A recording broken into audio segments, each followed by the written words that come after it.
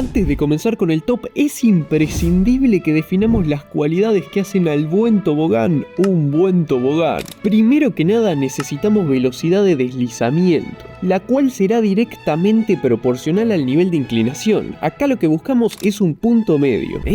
¿No entendiste nada? Tranquilo, te lo explico con unos ejemplos muy gráficos. Si el tobogán está muy empinado, sí, al principio es muy excitante, hasta que te pasa esto.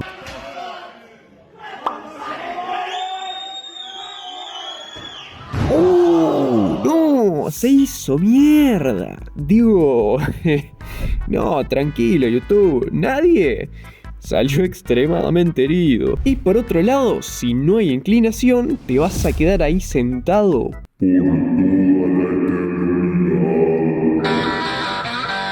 Ahora déjame que te haga una pregunta. ¿Te tirarías por acá? Sí, yo también. ¿Por acá te tirarías?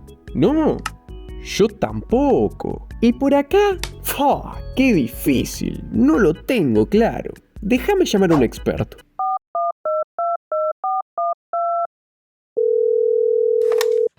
Hola, cancerbero. Estoy acá dando clase y sabés que me surgió una duda. Yo sé que vos sos experto en la materia. ¿Te tirarías por acá? ¿Qué me decís? ¡No!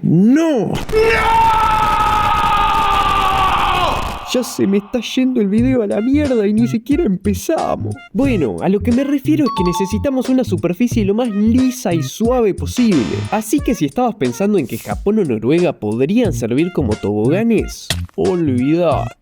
También buscamos un tobogán largo, porque cuanto más largo, más lo disfrutás. No, pero esto no estaba en el guión. En realidad el tamaño no importa. Y por último necesitamos que exista una pendiente. Usted no sería capaz de deslizarse por un tobogán que esté al revés. Por ejemplo, Somalia tiene la forma perfecta. Parece un tobogán y todo, pero no está orientado correctamente y no vale girarlo. Lo mismo ocurre con Argelia, que solo nos serviría si lo giramos tal que así. Ahora sí, empezamos con el top. En el número 10 tenemos a México, más específicamente la costa del Golfo de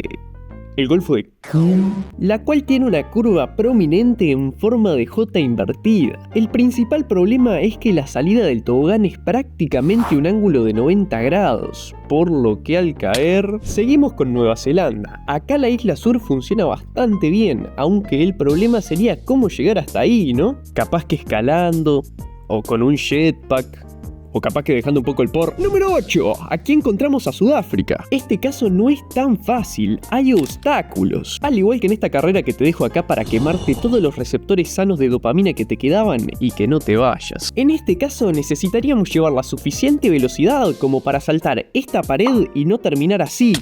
O así. Número 7. Chipre es un excelente tobogán. ¿Qué digo excelente? Sublime tobogán. Mira ese acantilado con ese salto espectacular, pero tiene el mismo problema que el anterior. Más te vale que hayas tomado suficiente impulso. Seguimos con Timor Oriental. ¿Podría estar más liso? Sí, podría. ¿Podría estar más inclinado? Sí, también, pero al ir lento te debería dar el tiempo para agachar la cabeza y para no dártela contra este otro pedazo.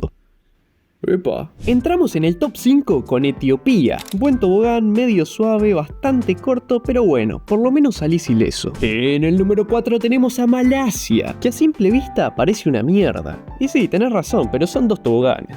Están hablando con un tipo que muchos lo tildan de boludo, de que, mirá cómo lo descansan, que esto, que el otro, y yo tengo dos toboganes.